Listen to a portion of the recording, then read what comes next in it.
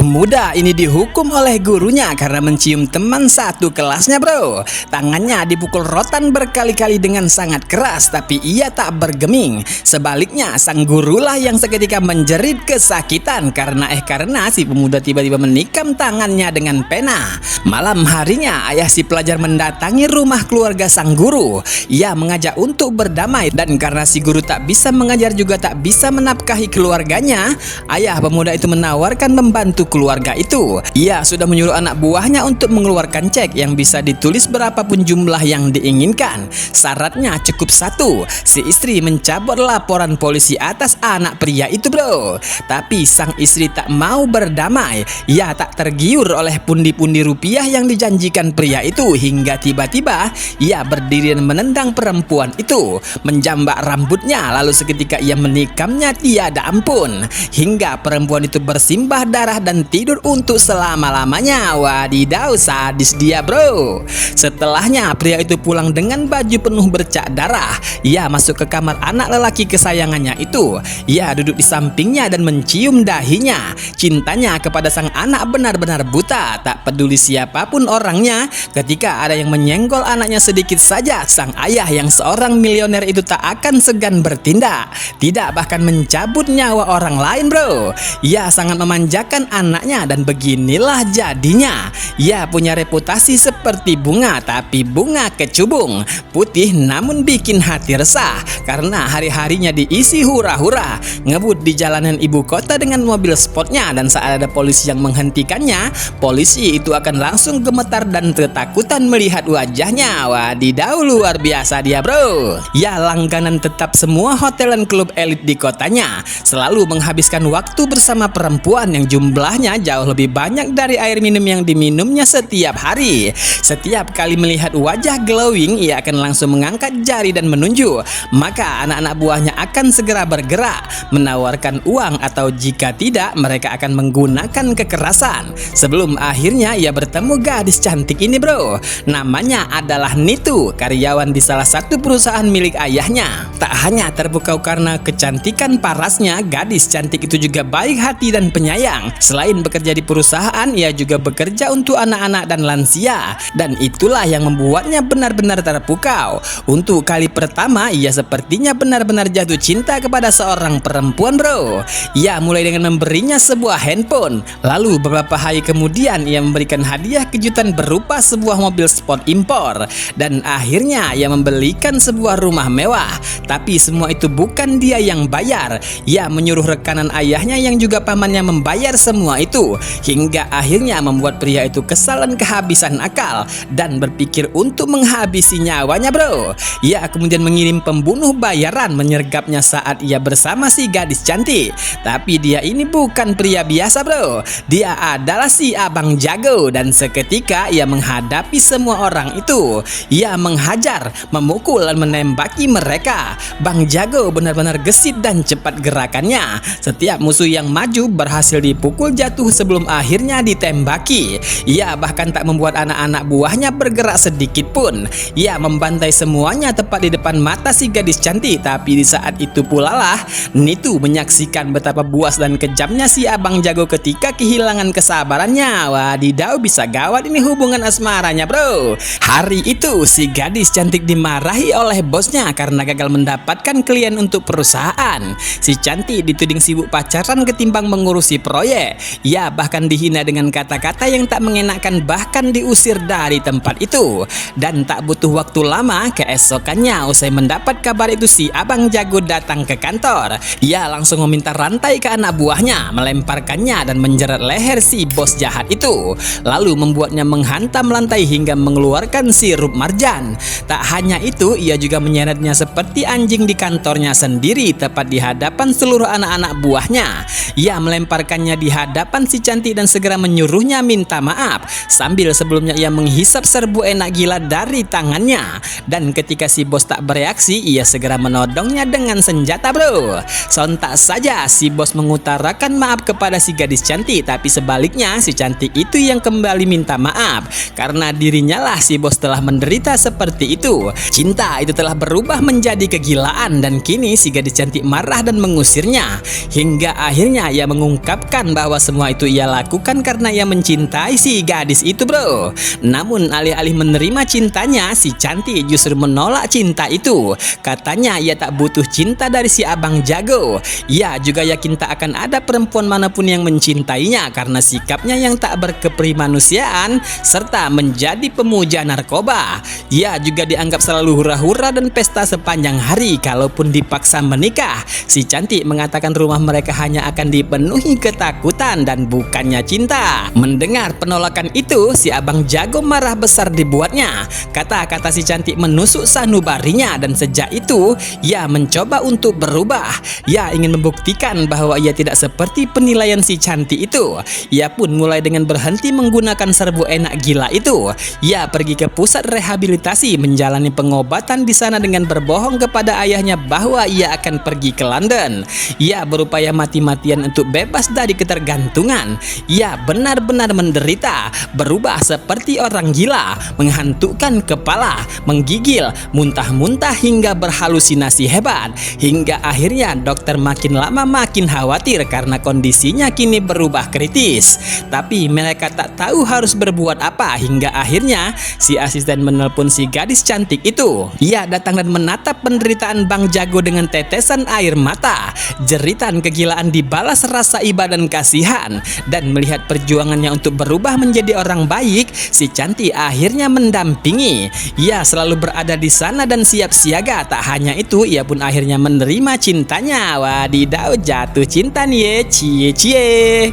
Kehidupan Bang Jago berubah sejak itu. Ia pun mulai memperkenalkannya kepada keluarganya, kepada neneknya dan tak lupa kepada ibunya sebelum akhirnya ia bertemu dengan pria ini. Dia anak dari rekanan bisnis ayahnya. Saat itu si pemuda mengajaknya untuk berpelukan sebagai budaya kebarat-baratan untuk berkenalan. Tapi si Cantik yang memegang teguh budaya dan agama menolaknya. Saat itulah pemuda itu menghinanya sebagai seorang yang tak berpendidikan. Tak hanya itu, dia malah bilang si gadis bisa ia tenggelamkan hanya dengan air kencingnya, bro. Wadidaw, benar-benar menghina dia, bro. Seketika Bang Jago marah dibuatnya. Ia menarik kerah baju pemuda itu dan mengancam akan menggoroknya jika saja dia bukan tamu di rumahnya malam itu.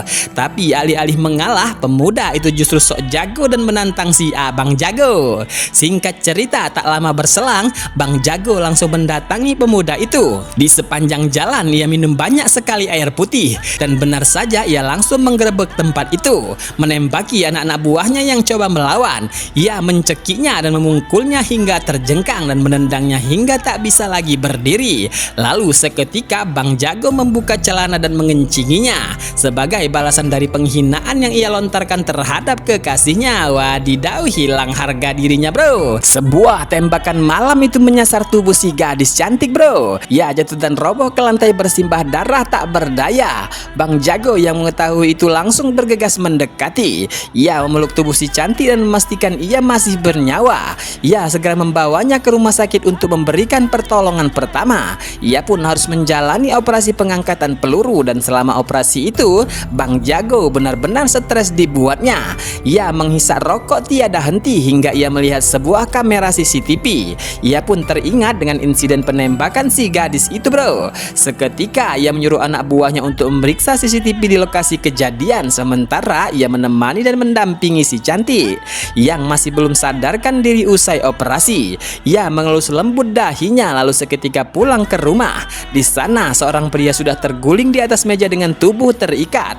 Dialah pelaku penembakan si gadis cantik dan kini dia mulai bernyanyi dan membongkar siapa yang telah memerintahkannya, bro. Katanya nama orang itu adalah Sihab yang ternyata pamannya sendiri, bro.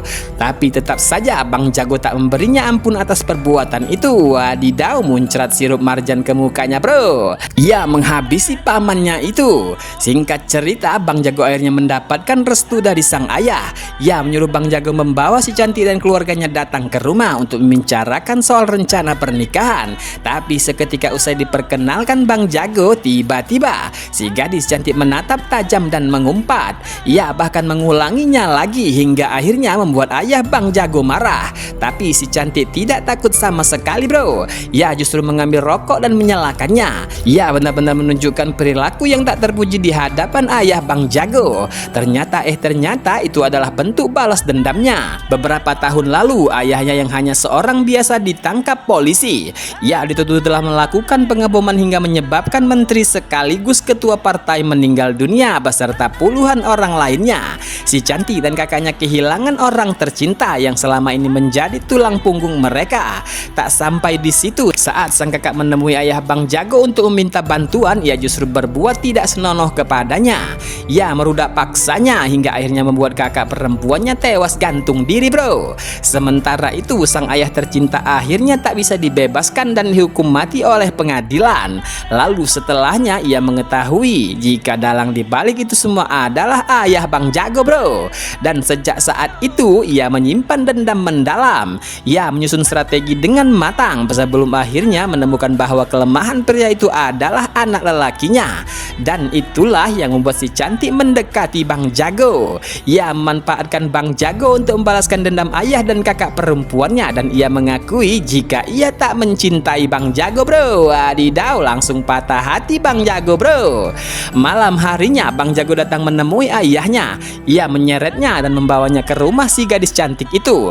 Di sana ia memaksa ayahnya untuk minta maaf kepada si cantik itu. Sang ayah pun menceritakan kronologi kejadian bahwa semua itu ia lakukan karena kehilapan. Saat itu ia dipaksa oleh saudara-saudara si menteri untuk mencari kambing hitam dari kejadian itu sebelum polisi mengetahui jika pelakunya adalah mereka sendiri, bro. Karena itulah sang ayah terpaksa memerintahkan anak buahnya menangkap ayah si Cantik. Dan setelahnya Bang Jago langsung bergerak. Ia menyuruh anak-anak buahnya untuk mendatangkan orang-orang itu. Semua diundang ke pesta yang digelar di sebuah hotel. Tak satu pun di antara mereka yang absen. Tapi setiba di sana, inilah yang terjadi. Bang Jago langsung menarik sebuah kain yang di bawahnya terdapat sebuah senapan mesin, dan seketika dododododor dia menembaki semua orang-orang itu, bro.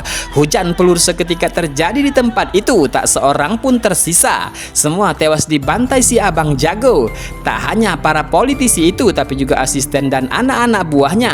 Tubuh mereka dicemplungkan ke dalam kolam yang seketika membuat air kolam itu berubah warna. Lalu setelahnya ia pergi lagi menemui si gadis cantik. Tapi kabar itu tak terlalu mengembirakannya karena kebahagiaannya baru akan sempurna jika ayah si Abang Jago telah tiada. Wadidaw, bingung Bang Jago, bro. Malam itu sebuah truk tiba-tiba menghantam mobil Bang Jago dari samping. Mobil itu terjungkal bergulingan di aspal. Bang Jago bergegas keluar dari mobil.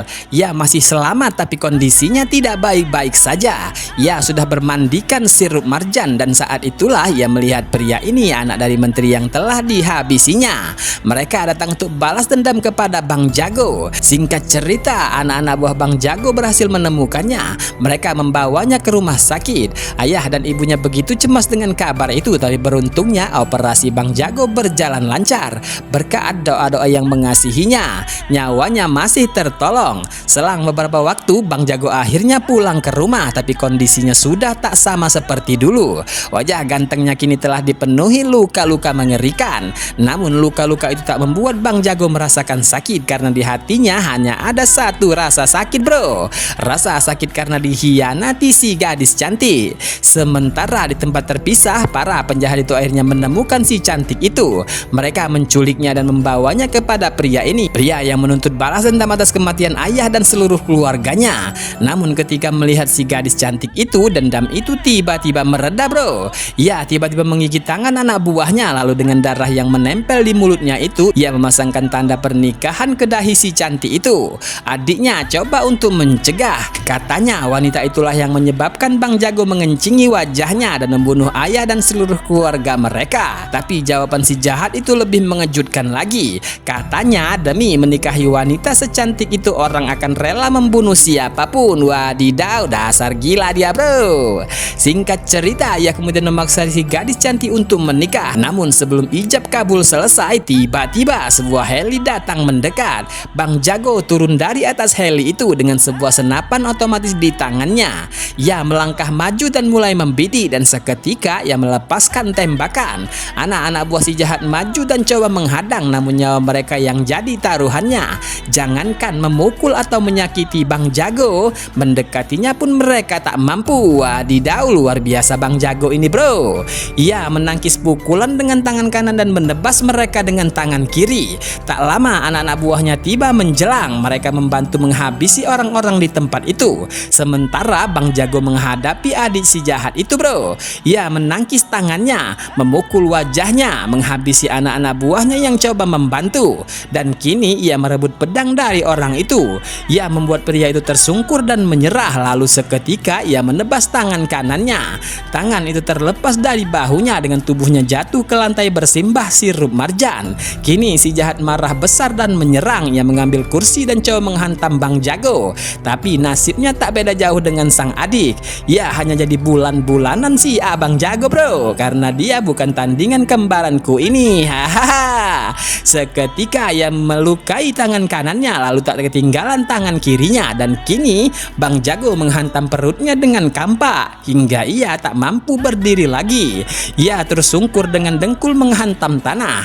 Ia kini tak berdaya dan Bang Jago menyiramnya dengan alkohol ke seluruh tubuh. Seketika ia menyalakan api dan menyulut tubuh pria itu hingga api membakar seluruh tubuhnya. Wadidaw, sadis-sadis, bro. Lalu setelah semua musuh-musuhnya dihabisi, kini giliran si gadis cantik yang didatanginya. Ia mengambil pistol dari ajudannya dan saat si cantik ingin mendekapnya, tiba-tiba dor, ia menembak kekasihnya itu, bro. Bang Jago tak tahu jika si gadis cantik telah diculik dan dipaksa menikah. Yang ia tahu si cantik telah mengkhianati cintanya dengan hanya berpura-pura jadi kekasihnya.